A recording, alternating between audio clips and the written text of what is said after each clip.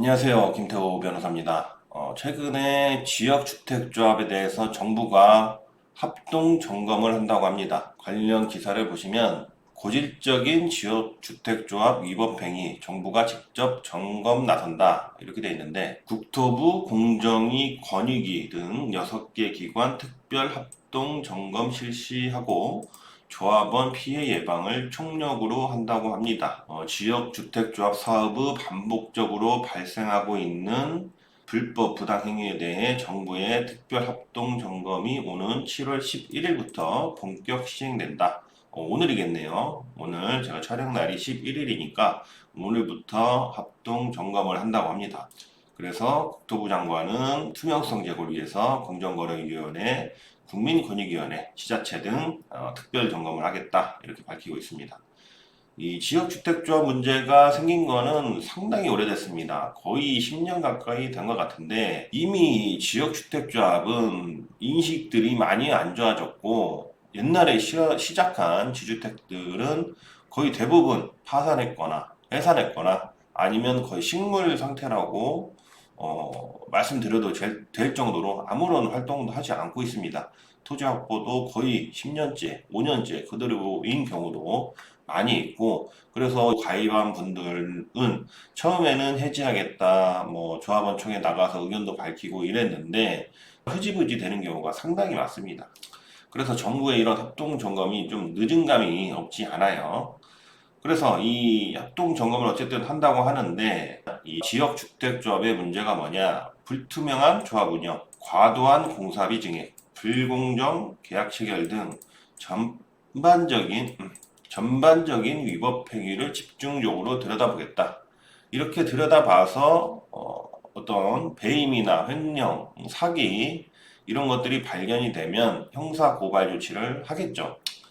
뭐 이런 것들 하는 건 좋은데 늦은 것 같아요. 늦은 것 같고 오히려 지금 합동 점검하고 이런 형사 고발 조치, 과태료, 행정처분 해야 될 것들은 지역주택조합이 아니라 민간 임대 아파트입니다. 이미 과거에 지역주택조합을 했던 사람들은요, 민간 임대 아파트 사업으로 탈바꿈했어요. 실제로 지역주택조합을 하다가 민간 임대 아파트로 바꾼다라는 내용이 가입계약서에 그대로 기재되어 있는 경우도 있고 지역주택조합에 가입한 사람들을 민간 임대 아파트 조합원으로서 회원 자격을 그대로 인정해준다는 계약 내용이 들어가 있는 것도 있습니다. 그렇기 때문에 제가 유튜브를 통해서 말씀드리는 거는 이거를 그 관련자들이 보실 수 있을지 거의 안 보겠지만 민간 임대 아파트에 관련한 합동조사를 해야 된다.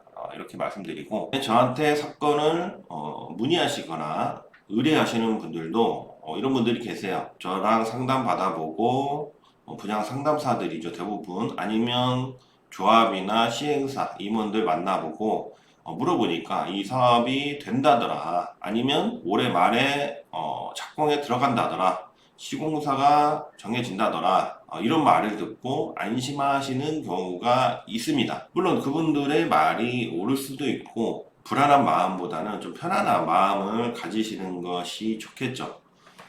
그런데 제가 지금 이런 사건들을 거의 3, 4년 이렇게 많이 하고 있는데 지금까지 민간임대 아파트 또는 지역주택조합에서 삽을 떠서 착공을 했다거나 완공을 한 것은 그 전화 상담으로 하나밖에 듣지 못했어요. 한 군데 지방에 있는 어떤 조합이었는데 그것도 협동조합형인지는 모르겠어요. 아무래도 질문하시는 분이 그냥 민간임대 아파트다 이렇게 하셔가지고 이게 협동조합형인지 어떤 형태인지 모르겠지만 완공돼서 입주까지 한 것은 한 군데밖에 보지 못했습니다.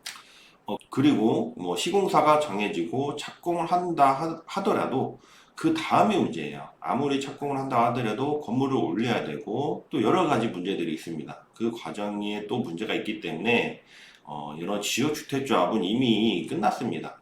대부분 지주택 사업은 하지 않아요. 이미 옛날에 시작했던 게 그냥 흐지부지 되고 있는 상황이고 요즘 아직도 민간임대 아파트 계약하시는 분들이 많이 있고 광고 현수막도 여기저기 횡단보도나 이런 데 보시면 많이 있습니다. 이 영상 보시는 분들은 절대로 가입을 하지 마시고 혹시 가입을 하셨다 하더라도 보통 우리가 계약금 내잖아요. 계약금 본인 돈으로 냅니다. 보통 3천만 원. 이렇게 3천만 원 내고, 이게 왜 3천만 원이 계약금이냐? 이게 이제 업무 대행비라고 하고, 지난 영상에서도 말씀드렸지만 대부분의 사람들이 3천만 원 정도는 쉽게 구할 수 있어요. 신용대출로.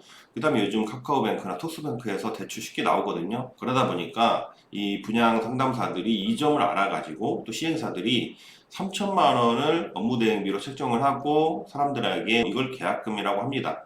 계약금이라고 하면서 또 업무대행비로 계약서 내용에 집어넣고 나중에 계약이 취소되거나 해지되면 이거는 절대로 못 돌려준다. 이렇게 써있죠. 그리고 나서 이 중도금을 내게 되는데, 이 중도금 같은 경우는 대출로 내죠. 대출로 내고 금액이 상당히 큽니다. 그리고 무이자라고 광고를 하면서 자기네들이 뭔가 혜택을 제공하는 것처럼 광고를 하는데, 절대 무이자라고 해서 이 사람들이 여러분들한테 이 가입자들에게 혜택을 주는 게 아니라 그게 다 분양가에 녹아 있는 거예요. 그래서 무이자라고 해서 내가 돈을 내야 될 것을 안 낸다. 절대 이렇게 생각을 하시면 안 됩니다. 분양가에 다 녹아져 있는 거예요.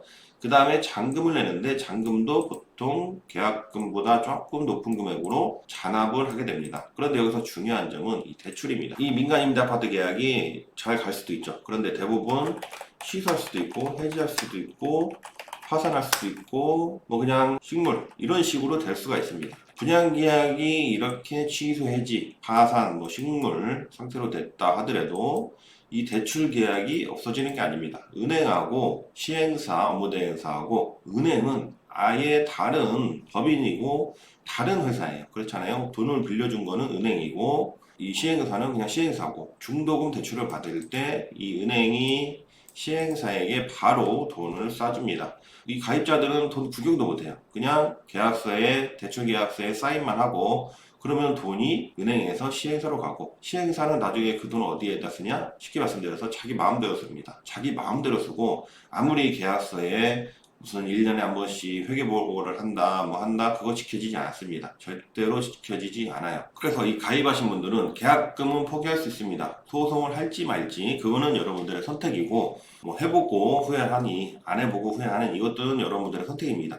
3천만원, 4천만원, 많게는 5천만원 날릴 수 있습니다. 그거 날릴 수 있다 하더라도, 절대로 중도금 이 대출은 실행하시지 마시기 바랍니다. 이 가입 계약이 나중에 문제가 생겨도 은행은 여러분들에 대한 채권자로서 몇 억씩 청구를 할 수가 있어요. 청구를 하게 되면 이 가입자는 그 돈 못 갚습니다. 왜냐하면 엄청나게 큰 돈이기 때문에 못 갚아요. 그러면 결국 가입자는 개인회생을 하거나 파산을 할 수밖에 없습니다. 그래서 이 영상을 보신 분들은 민간임대 아파트든 뭐든 뭐 일반 지식산업센터든 오피스텔이든 상관없습니다. 이런 것들을 가입했는데 뭔가 이 계약이 찝찝하거나 좀 이 시공사가 휘청인다거나 불안하다 싶으시면 상담을 무조건 받아보시고 마지막 중도금 대출만은 정말 신중하게 하시기 바라겠습니다. 명심하세요. 감사합니다.